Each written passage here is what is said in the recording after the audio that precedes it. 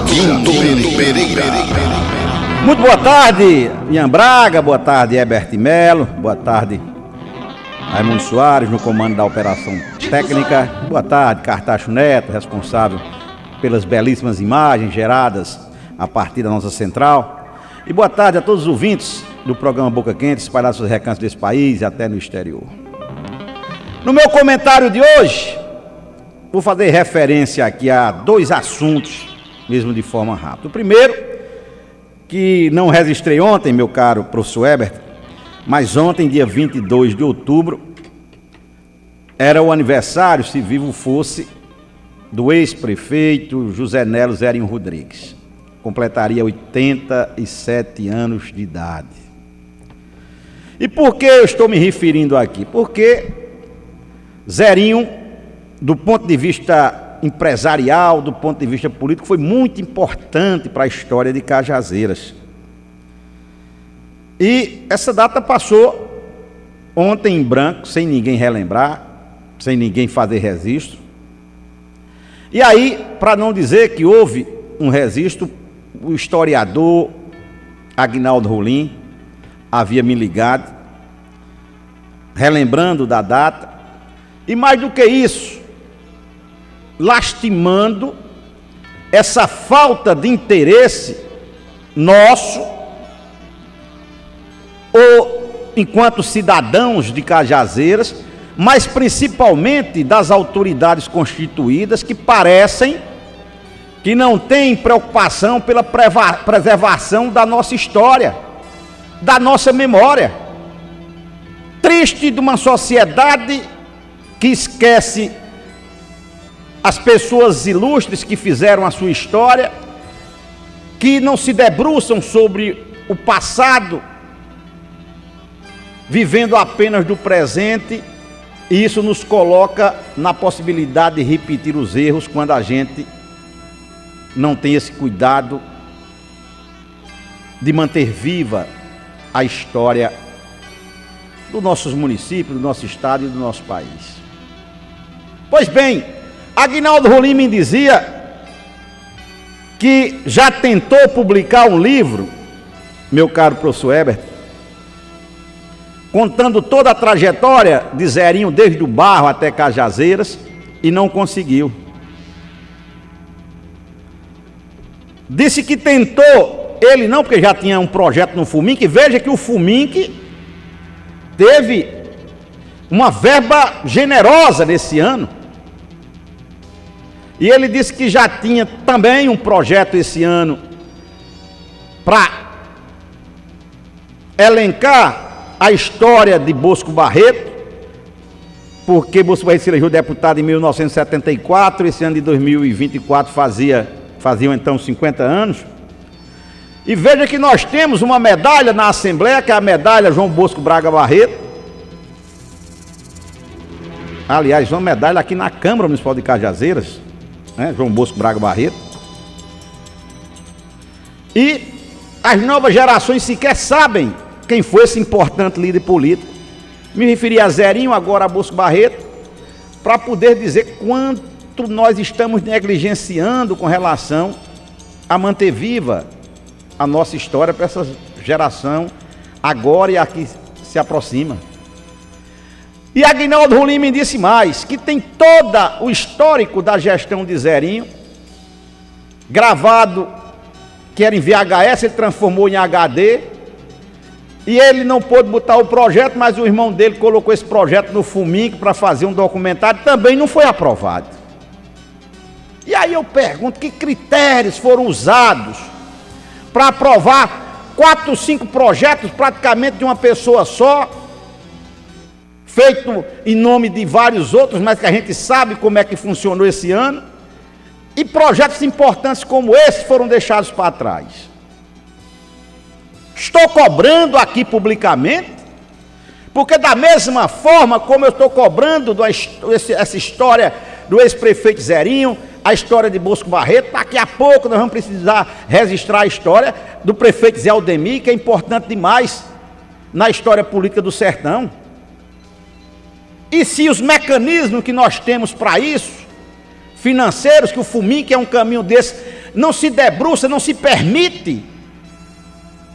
Ninguém lá nessa comissão tem a visão dessa necessidade de preservar a nossa história. Nós vamos apelar para quem? Está feito o registro.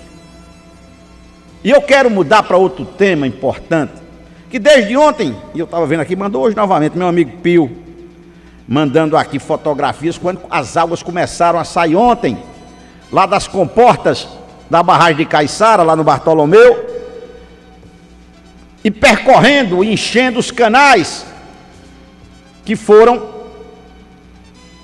feitos para levar água até o Rio Grande do Norte, nesse chamado canal do Apodi. E aí a gente, enquanto nordestinos que esperamos tanto por esse projeto, isso é um projeto antigo desde o Império, e que Lula desengavetou e brigou com metade do país para começar essa obra de transposição de águas, que foi seguido no governo Dilma, não foi concluído porque o Dilma teve o mandato encerrado, mas um projeto em andamento não pôde parar. Foi conduzido parte dele, uma parte pequena, é claro, mas no governo Jair Bolsonaro, e Lula está impulsionando com a rapidez que precisa. As águas chegando ao Rio Grande do Norte, as pessoas sendo empregadas, são mais de 1.500 pessoas empregadas nessas obras, e aí uma obra extraordinária de infraestrutura, e eu já falei disso aqui quando nós tivemos um dos maiores canais de transposição de águas, um túnel gigantesco, o maior da América, feito aqui na entrada de São José de Piranhas. Nós vamos ter um outro túnel lá em Major Salles, ali na área de Rio Grande do Norte, para dispor essas águas também.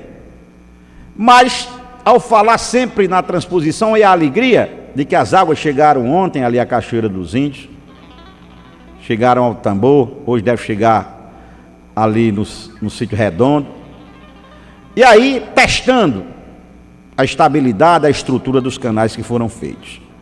Mas ao falar desse assunto, tenho que trazer o questionamento que eu faço sempre: será possível que nós, paraibanos, vamos ver passar as águas aqui, tanto por Buqueirão de Piranhas, quanto agora por essa nova vertente aqui, vindo pela Caiçara, mas adentrando ali Cachoeira, Bom Jesus, Santa Helena, Poço Zé de Moura, Iraúna,